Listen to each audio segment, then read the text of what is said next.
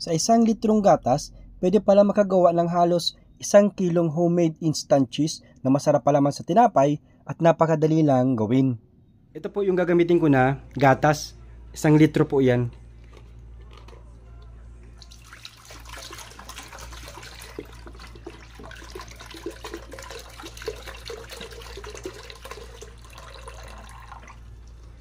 And then maglalagay po ako ng 1/2 cup ng cornstarch. Puno po ito sa 1/2 cup. Then mix lang po natin hanggang sa matunaw yung cornstarch. Sinit ko lang po yung apoy sa medium fire. Then maglalagay po tayo ng 1 teaspoon po ng iodized salt. Saka 1 kutsara po ng butter. Iba po ito sa cheese na nabibili natin sa market ha. Instant cheese lang po ito na masarap pampalaman. Ayun lang po natin. Ito pong box ng gatas, hindi po natin ito itatapon. Dito po natin ito ihuhulma.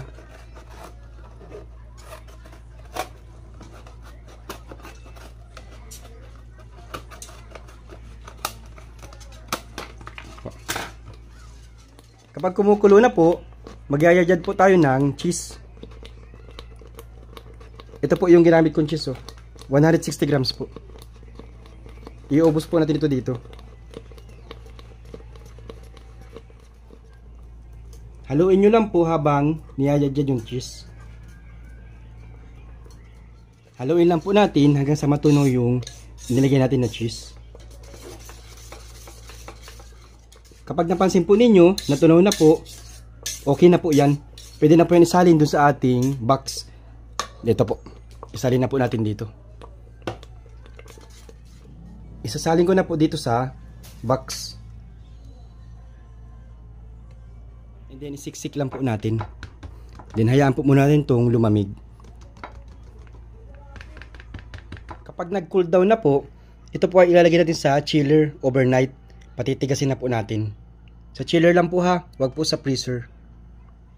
Pagkalipas po ng magdamag, ito na po yung aking homemade cheese. Bali, tinakpan ko po pala ha. Pagkalagay po sa ref. Ito na po siya. Matigas na. Ready na po ito. Pakita ko po sa inyo yung resulta.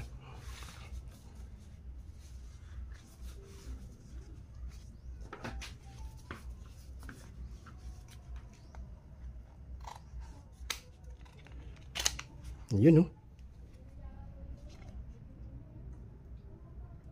Sarap itong palaman mga ka-eyeball. Ito na, ating homemade cheese. Meron ako ditong tinapay, homemade cheese.